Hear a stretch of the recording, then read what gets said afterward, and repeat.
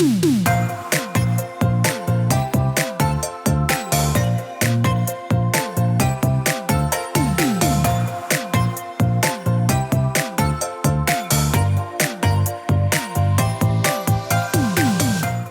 to the Plant-Based Podcast.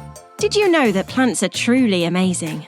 Not only can you grow them and eat them, you can also wear them, drink them, nourish your skin with them, and so much more. Let Ellen and Michael inspire you to love plants as much as they do, as they chat with the movers and shakers in this wonderful plant-based world. So, let's dig in. Hello. We're British Garden Centres, the largest garden centre group in the UK with 73 garden centres. From Highlegate Garden Centre in Northumberland to Havant Garden Centre in Portsmouth and Carmarthen Garden Centre in South Wales and everywhere in between. We are so excited to be the sponsor of Series 18 of the Plant-Based Podcast. We're also celebrating our 35th birthday this year as British Garden Centres was launched in 1990 in Woodthorpe, Lincolnshire, by two brothers Charles and Robert Stubbs. They started by selling hedge cuttings outside their family home and have now recently opened their 73rd garden centre in the Lake District. We aim to provide you with great plants and gardening products at affordable prices with a first-class service delivered by a passionate team. Follow us on our journey on social media at British Garden Centres and find us online at britishgardencentres.com, where you can also shop online and get 10% off with the code PLANTS10. Let's keep Britain growing. Code expires on the 30th of June and gives 10% off everything excluding clearance and gift cards. Hi everyone, it's Ellen Mary and I am sitting on my balcony in the sunshine and I'm hoping that you can hear the bird song because it's so beautiful and it's just so soothing. So hopefully you can hear some birds in the background. I think there's some mockingbirds. That's definitely a mockingbird. I've heard Carolina wren. What else can I hear? There's a killdeer, which does make a kind of really awful sound, but anyway. Oh, and a cardinal as well. So it's very musical out here today. So the episode today, I'm going to be chatting with James Wylie, and James is the curator of an exhibition at the Victoria and Albert Museum in Dundee called Garden Futures, Designing with Nature. And it's such a wonderful chat because he really does take us on a journey through the exhibition, and I'm really excited to be planning a trip up there because I would absolutely love to see the exhibition, especially after talking of James, and also all the incredible gardens in Scotland. Just fit as many in as I possibly can over a trip to the very beautiful country of Scotland. So Victoria and Albert Museum in Dundee is I think if I remember correctly, it's the only other V&A outside of London, right? I think so. Anyway, we do cover that within the episode. So enjoy. I hope that you have perhaps got your headphones on while you're gardening, or maybe you're commuting to work or just chilling outside and listening to this. And I hope it inspires you as well to take a trip to a local museum or visit a garden for some inspiration, but mostly, of course, to visit the V&A in Dundee. Hi, James. Thank you so much for joining me on the podcast today. I was thinking, let's start with an introduction from you for our listeners. And trust me, this is a podcast, not a game show, but what I'm going to say sounds a little bit like a game show. Tell us who you are and where you're from. Oh, of course. Thank you so much for having me on today. My name is James Wylie. I'm a project curator working at V&A Dundee. And originally, I was born in Dundee, and I'm actually from a farm about 20 miles north of the city. So growing, all things planting has been a mainstay in my life for, many years. Wow, that's really cool. So you've grown up around, nature and plants, and now this is your job at V&A Dundee. That's amazing. Yeah. So some things come around in a full circle. So yeah, it's and I've got this real privilege that I've not really needed to move too far away from, my home turf for these opportunities. So, I feel very blessed. I'll say that. So. Wonderful. Also, I should just let our listeners know that we are recording on the day that you've come back off a holiday. So thank you so much for coming straight into recording a podcast when you've got straight back off holiday. No worries at all. Honestly, when I was on holiday, I was in Istanbul as well, and I was just able to actually go and traverse the different gardens of the city there. So I was just surrounding myself in the subject yet. So I love that. That's lovely. You know what? I think all gardeners do that when we go on holiday. We seek out the gardens to go and look at, and the plants. And I can't tell you how many botanical gardens I've dragged my husband around, and I've literally found him sometimes laying on a bench, like almost with his hand on his head, like, "Oh, give me a break. I'm at another garden." Well, there's the amazing thing about gardens. They're such draw points, and especially in somewhere like Istanbul, which is all hustle and bustle and so much filled with activity, and it's you just find these moments of just like sort of serenity and quietness, and just you can take a bit of a breather and just surround yourself in all the greenery again. So yeah, I'm always up for finding these little nooks and crannies around the place. Love it, absolutely. Now, actually talking about kind of finding a place of outside the hustle and bustle, museums are genuinely the same. Like, I think sometimes when you enter into a museum, you come into another world, don't you, away from like that hustle and bustle of the streets or life in general. And I know that the V&A in Dundee is the first design museum in Scotland and the first Victoria and Albert Museum outside of London. Is that right? Have I got that right around? Yeah, good. Yeah. That's pretty special, isn't it? Can you tell us a little bit about the museum where you work? Yeah, certainly. So as you said, it's the first, V&A that was outside of London. It was a real kind of community co-partnership between the universities of the city, the local art college especially was really prominent in pushing the project forward. And of course, the V&A was really looking for an opportunity to display more of its collections as well. So it was really ticking a lot of boxes, the project, and then the City Council also then sort of pushed it forward. And this was all the way back in, 2008 was the first times the first conversations were happening then. And by 2018, the museum had then, been built, it opened up to the public as well. And it really, I was also then one of the first to then join as the front of house staff within the organisations. And I mean, I've loved museums from a young age as well. So actually being able to then see the celebration, the amount of excitement of having this brand new building designed by Japanese architect Kengo Kuma here in the city. It was really, the amount of folk that were coming from, miles around across the globe, coming to this little patch of turf of 100,000 people, in the city it was just incredible.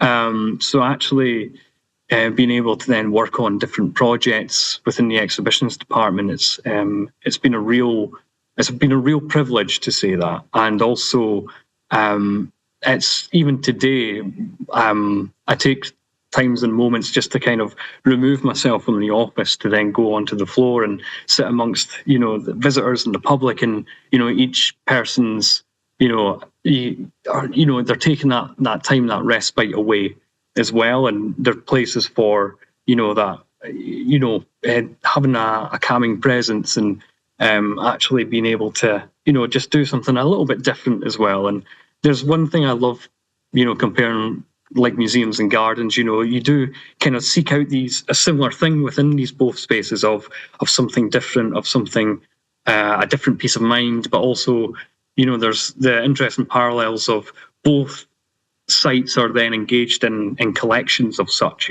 collections of objects, collections of plants, and each is both considered and designed in their own way by people, and people with amazing stories as well. So, yeah. It's an incredible place. Amazing for you to have been there, from the beginning and seen, how it's grown over the years and, actually getting in there with visitors and hearing what they're saying or getting the vibe of the room, like feeling how the people feel when they come to visit. That's really cool. Yeah, so it's really, I love playing Secret Shopper when I'm out on the floor as well, and actually just hearing the conversations that really have sprung up, or that people as they sort of act in dialogue with each other as well, talking about particular objects and things. That's why I love sort of like just listening into and get a snippet of as well, because you go around Botanic Gardens, and it's very much a similar story as well, where people are pointing out plants, beautiful flowers, and they're having these dialogues between each other. So yeah, there's definitely a lot of things that sort of synchronise with each other with these things. Yeah, absolutely. I can totally feel that. Now, you've told us a little bit about your role, but can you kind of go into a bit more information about what your role is at the V&A and how that connects with the Garden Futures exhibition, which we'll come on to talk about soon? Yeah, certainly. So my role is working as project curator. I have the a really great sort of opportunity in my day-to-day business to then put on exhibitions within our temporary exhibitions gallery. So it's a combination of storyteller, project manager, researcher, I guess also ambassador as well, in a sense, for projects. And what we tend to do as well is we'll have exhibitions where we'll curate them from the ground up within the museum, such as our tartan exhibition, or we will act as a platform, as a pedestal for other ideas from other people, and then we deliver them on site, and that's very much a case of the Garden Futures exhibition, where it's been this beautifully curated exhibition created by Vitra Design Museum in Germany, and then they've also given us the opportunity as well to then inject our own stories, our own objects into the exhibition as well. So exhibition that was already had like 300 different works within it, we decided to put in another 135 on top of that. So Why not? We really pushed the boat out, became really ambitious with this one as well, just because, well, we know how much, people love gardens, and it's, like going back to the cliche, we're a nation of gardeners. So we knew that people would just be so eager just to, take what they could from it as well. So, and we had so much space as well within our galleries. We're the largest temporary exhibition space outside of London as well, thanks to the size of building. So, there's lots more things that we could add, which was exciting. It is exciting. And I was just thinking also, I knew about the Victoria and Albert Museum, absolutely, but I didn't know that there was one in Dundee. And I feel like this exhibition especially has really put it on the map, because there's a lot of talk about it. Like, I've seen it advertised a lot. I've seen a lot, and I know I'm within the horticultural, world, so I might see that a little bit more. But it really genuinely is putting Dundee on the map. And I even said to Michael, obviously my podcast partner, co-host, who's not on the episode today, that we need to do a Scotland trip, because honestly, there's so much stuff going on in Scotland. Like, I've visited a few times. I've been to a few gardens up there, Edinburgh, some places around Aberdeen, and I've seen some absolutely incredible spaces, but we don't often include Scotland genuinely on the the garden map, if you like, which is really very wrong. And so we're kind of like, Michael and I are like, should we do like a tour of Scotland and podcast all around Scotland at Scottish Gardens? And I feel like this exhibition really genuinely has put Scotland on the map for great, gardening, museums, culture, all of it. Yeah, Scotland's, has certainly got a unique, experience when it comes to the history of gardening as well. Even we all know, the Wardian case, which was the device used to transport plants across the world. there was a Scottish botanist who invented it 10 years previous to then our friend Nathaniel Ward, because the only problem is this fellow, Mr. McConaughey, he didn't publish and he didn't put it out there to the world. But there was these small innovations that were being produced within the unique environment of Scotland as well. You know, the finessing of the hothouse as well was within Scotland, and these incredible, you know, estates that we have on the northern coasts as well. These are all, you know, sort of the constructions of sort of landed individuals as well, and they've really sort of pushed garden design to its fullest in these sort of most barren of landscapes. So yeah, definitely you should get yourself up here and just see what's around. So we absolutely should. I'm gonna, while we're just chatting about that, very briefly give a shout out to Jupiter Artland, because I went there, which is in Edinburgh. I don't know if you've ever been there. That's the wackiest garden I've ever been to, I think, in my whole life. those landforms, you know, created by the Jenkses, you know, out front is just like, what an entrance. You know, it feels like you're walking into like an alien landscape at that point, you know. Of course, when it's, you know, covered in greenery, but it's like it's you know, it's actually, you know, working with nature, you know, to create something completely new, but also something that's referencing something from our deep past as well. You know. Our first sort of interactions and observations of natures and creating these huge landforms, and yeah, it's incredible. It's incredible. You could probably tell how much I love it as well. I know, I can tell. I'm so happy. I love Scotland so much. But let's talk about Garden Futures exhibition. Of course. We're also talking about Scottish gardens. So the exhibition has just very recently opened, hasn't it? It looks and sounds absolutely fantastic. Can you tell us all about it? Like, why now? How long has it been in the making? What would visitors expect to see if they come to take a look? Yeah, certainly. So the exhibition was originally, I'll say the exhibition's full title is Garden Futures, Designing with Nature. And it was originally curated by Vitrin Design Museum in Germany. And it's been on tour for the past couple of years as well. So we are the only UK venue that is signed up to the tour as well. And as we've also then included such an array of additional works into the exhibition on top of the original touring package. And the exhibition itself really explores gardens as spaces of ecological innovation and social activism. And it really looks at gardens' roles in promoting biodiversity and really kind of these, you know, looking at gardens as being nature's dream machines, you know, these places that we can really imagine a sustainable future for ourselves, for the nature and for our planet.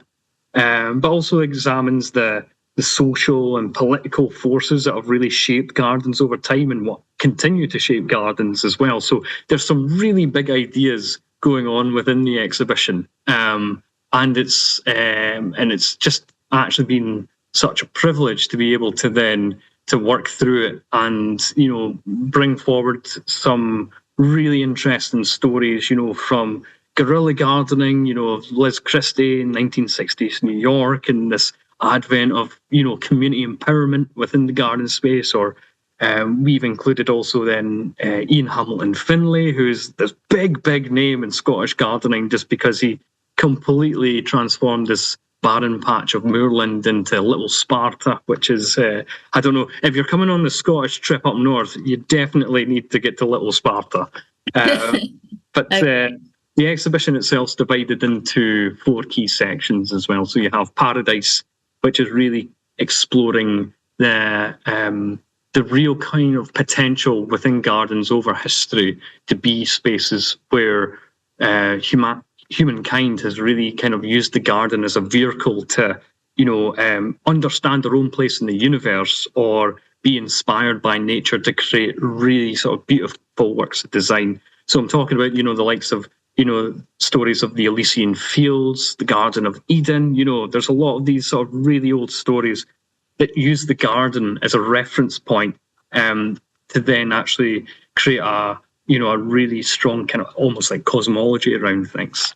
Garden politics is the second section, and it does look at then the sort of the interplay between the movers and shakers of history, when it comes to colonialism, when it comes to top-down sort of urban planning, political national survival as well, and even through gardens as being places where people will almost retreat to in times of crisis as well, to then hope for a better world. And so, like I'm saying, really big ideas that are coming through with this section.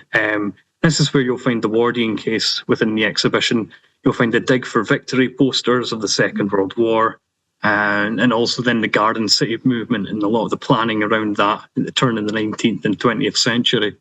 The third section, which is testing grounds, then looks at several interesting case examples where people have used the garden as a canvas to test out new methodologies and new ideas within the space. Really prominent figures such as Derek Jarman are featured here as well, of course, with the fact that he transformed the site at Dungeness, beside a nuclear power station, into a real expression of himself, of his artwork, and used it as a springboard to then sort of build a community around him as he was, come to terms with his HIV diagnosis. And then you've also got the likes of Roberto Burle Marx as well, who's this incredible garden designer, Brazilian figure who had then looked to the Amazon rainforest and its conservation works and brought a lot of these endangered plants then into the Brazilian municipal environment as well. So really, it covers a lot of ground within this sort of third space.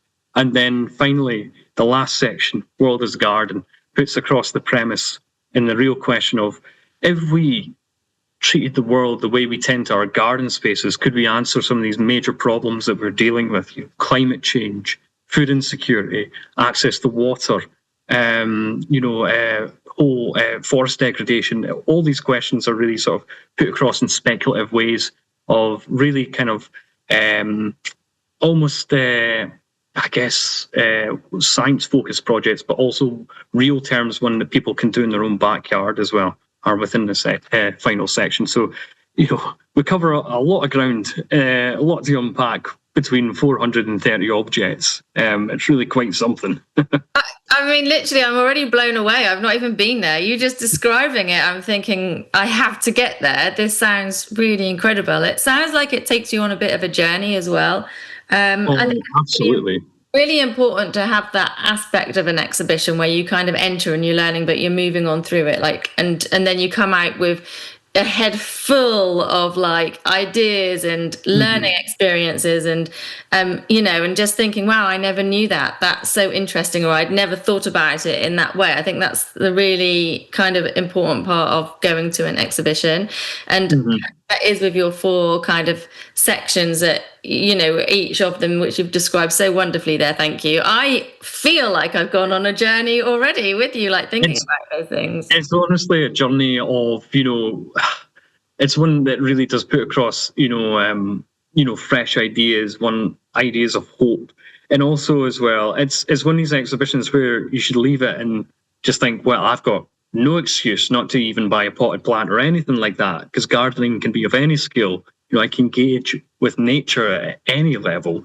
So that's why I hope that people, will leave this exhibition feeling that they'll go out and they'll, even consider, doing a bit of gardening if they haven't before, doing a bit of planting, or, like I said, buying a house plant. Because I'm certainly one of those figures who, I live in a flat as well, don't have my own garden, so I've got my 42 plants. And that's the way I garden. It's the only way I can garden right now. And also, I guess another really interesting observation of working on this project was curating an exhibition on gardens, but not being able to include any live plants within it, because trying to then introduce live plants to a museum space brings the risk of bringing in microbes, pests, and it could be, dangerous potentially to future historic textile exhibitions. But we worked with this amazing designer called Misoma Architects, and they had a tall order of a brief, but they managed to really nail it. And actually, when you walk around the exhibition, you still get that feeling of walking through a garden space. The sights, the sounds, the smells even, because we've got a whole scent pot trail all the way throughout. Yeah. And actually just the colour and the form, and it makes you feel like you're just, going on a literal journey, as you said. So, yeah. It sounds incredible. It really does. And I know also, along with all of that, you have some events as part of this as well. Am I right? Yeah. So we've got a whole program of events that goes alongside.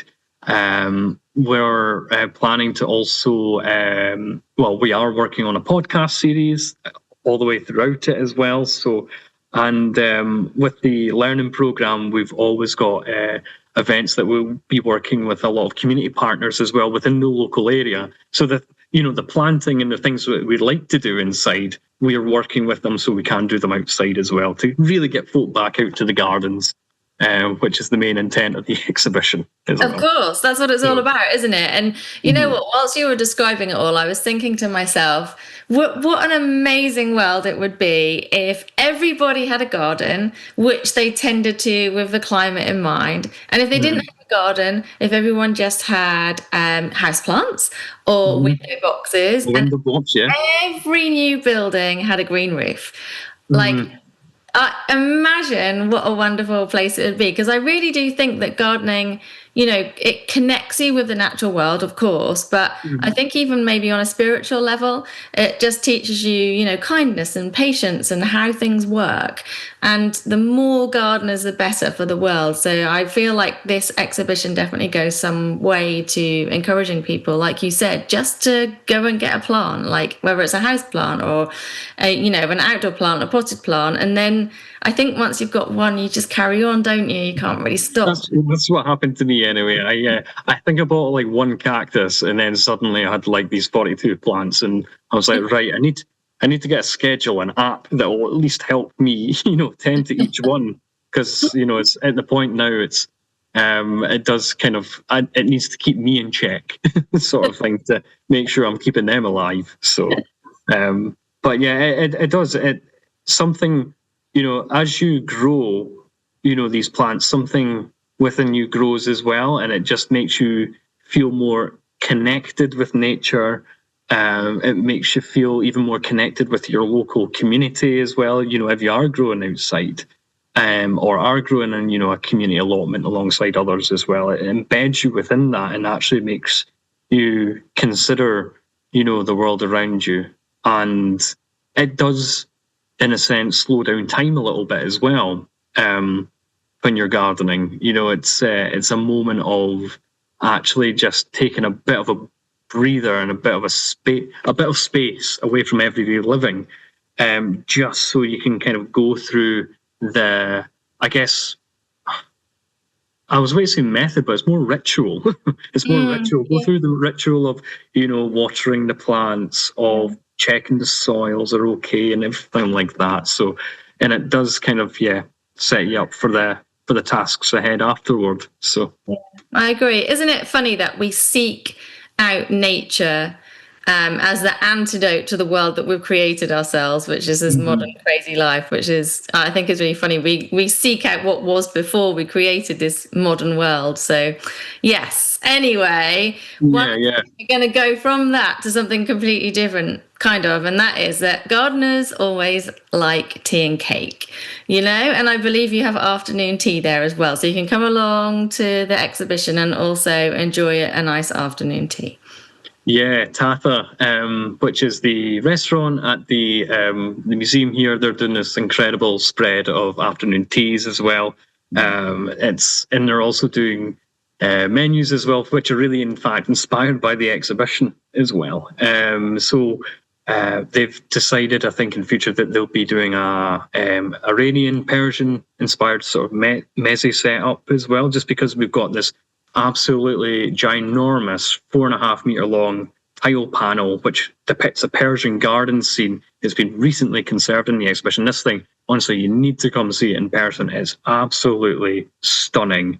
I'd seen it in the crates at the collection store at National Museum Scotland, and I was like, this needs to be in this exhibition, because it captures everything that we think about paradise, within it. It's got the pomegranate trees and these really sort of beautiful ornate tile designs, and it's really quite something. So, folk will be really kind of like, as if left the exhibition really set up to go for afternoon tea after seeing something like this, because it's really awe-inspiring, I'll say that. Wow, that's amazing. Actually, you were saying about that being like paradise. Isn't the word paradise based on an old Iranian word that meant walled garden? Am I right there? Yeah, absolutely. You're right on the money with that. It's based off of the Proto-Iranian phrase of paradise, which is walled enclosure as well. So the idea of like this utopian space of paradise also came from this idea of it being a sanctuary, a place that's protected, a place that's almost private in its own sense, but also very public and open at the same time. So yeah, hence why the first space within the exhibition is really sort of going deep diving into this aspect of it as well. Amazing. Okay, so I've noticed online that you've got some very cool ambassadors as well shouting about the exhibition. Can you tell us who they are if listeners haven't already seen, and how your ambassadors are kind of helping to promote the exhibition? Yeah, certainly. So our ambassadors, we've really got a roster of ambassadors for the show. They're ranging from hobbyists, professional garden designers, well-known media personalities as well. We've really taken a broad stroke approach, because that's the nature of working with garden spaces, is people can come from many different backgrounds as well. So we're working with Ara Anderson, who's a well-known personality within the world of gardening as well. Wonderful. And for us, it's really important to be working with ambassadors to include such a diverse range of voices to really speak about the many themes within the show as well. Even ones without, out with our typical core audience as well. So it's really about, casting the seed as far as possible. We've got Tom Leonard as well, the drag queen gardener, who's a brilliant support of the Garden Futures exhibition. Myself and my colleague Francesca had the privilege of giving Tom a tour around the show initially, and they've been a fantastic spokesperson for the exhibition by posing questions as well, even to Monty Dawn on our podcast. Mm-hmm. And we've also got support from Penny Kennedy, who's a textile designer, who was also a legendary garden designer and podcaster as well. But also with Jen Florence, who's another figure alongside that, who's again a fashion designer, who's moved to, I guess, embrace a more sort of slower pace of life anyway, since moving into organic flower farming. But she's still working on fashion commissions alongside that. And, gardens is still a heavy influence on the aesthetics of our work as well. And finally, we've also then got Andrew Flynn, who is a founder of a company called Potter, who creates these really amazing sort of origami style garden pots that are all created from recycled fishing gear, essentially. And the pots are designed to then be sort of like collapsible. Then you can then fold them, and they're self-watering as well. And it's a really small sort of like Scottish innovation that we've managed to inject into the show. So we've really kind of, like I said, tried to spread the net wide and have really folk from different kind of aspects of the exhibition to speak to different aspects of it as well. So yeah. Very cool. That's some big names there, and some very cool people, innovators like the movers and shakers and the future. Oh yeah, for sure. Gardening and textiles and design and all of those things. So that's very cool indeed. You mentioned already your podcast very briefly, but you do have a podcast, don't you? And I actually did see Tom, who is Ace, the drag queen gardener, pose his question. I saw it on social media to Monty Dawn. So you've had a big name on the podcast. Big name, to really Yeah, certainly. Yeah, we started the exhibition with a bang. You can't get any bigger than the unofficial head gardener of Britain, Mr. Monty Don himself. Who, in fact, it was really interesting to hear that he had roots in Dundee as well, because his family were originally from Dundee.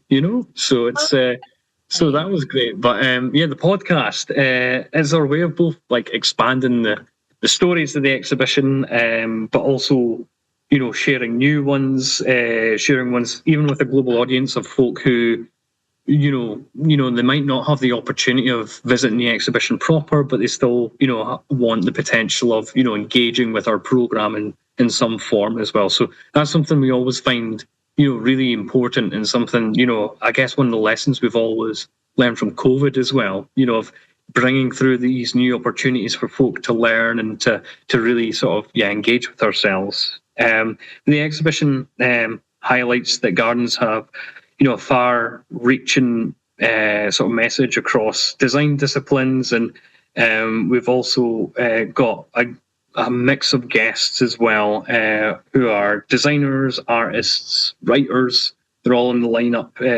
curators as well, and of course, as you mentioned, our opening episode with Kirsty Wark and Monty Don really did mirror the fact that the first sort of entranceway as you walk into the exhibition dispels this idea of we want to put across that gardening is a labour of love, and it's something that even though it can be toil, it can be hard work, it's really the passion of people, tending to their small sites that is the way that pushes it forward.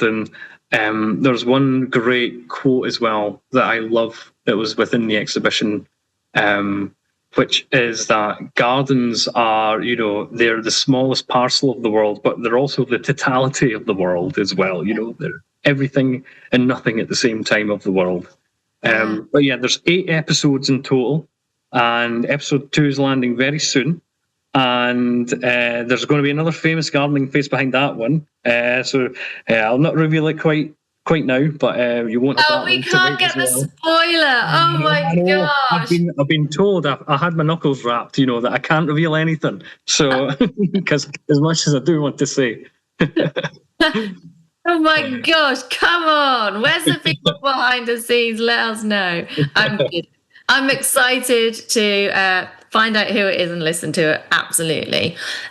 So lastly, I guess, thank you so much, James, for spending this time with us. But where can listeners find out more about the exhibition, like your website, social media, that kind of thing? Yeah, certainly. So listeners can find out more by going to our website, which is www.vam.ac.uk/Dundee.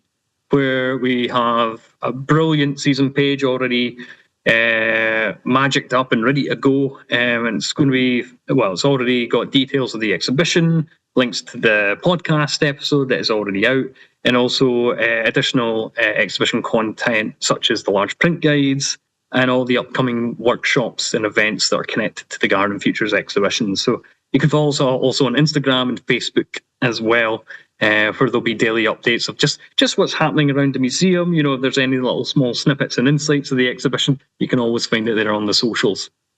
Very cool. How long is the exhibition running for?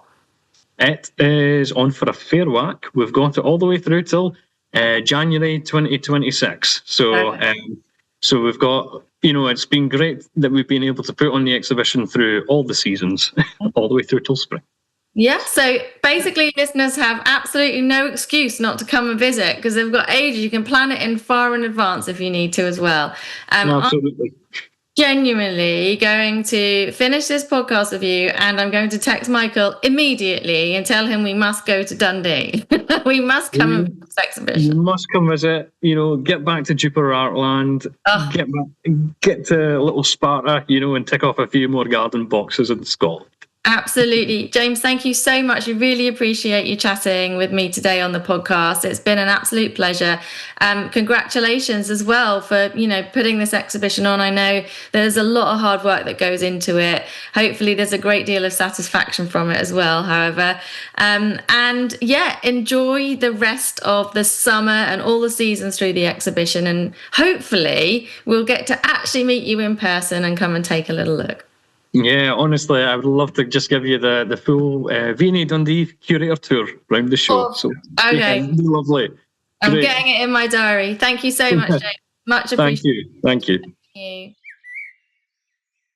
Step into summer with British Garden Centres. We have everything you need to create your dream outdoor space that you can enjoy all summer long. From stylish outdoor furniture sets and accessories, blooming brilliant plants and barbecues for those warm alfresco evenings, and all at affordable prices. Plus, there's nothing better on a sunny day than visiting your local British Garden Centre, where you can enjoy a delicious meal in our Gardener's Retreat and Coffee Haven restaurants, have fun in our soft play and outdoor play areas with family, and browse our home and garden ranges. And don't forget to keep up with us on social media at British Garden Centres, and find us online at britishgardencentres.com, where you can also shop online and get 10% off with the code PLANTS10. Code expires on the 30th of June and gives 10% off everything excluding clearance and gift cards.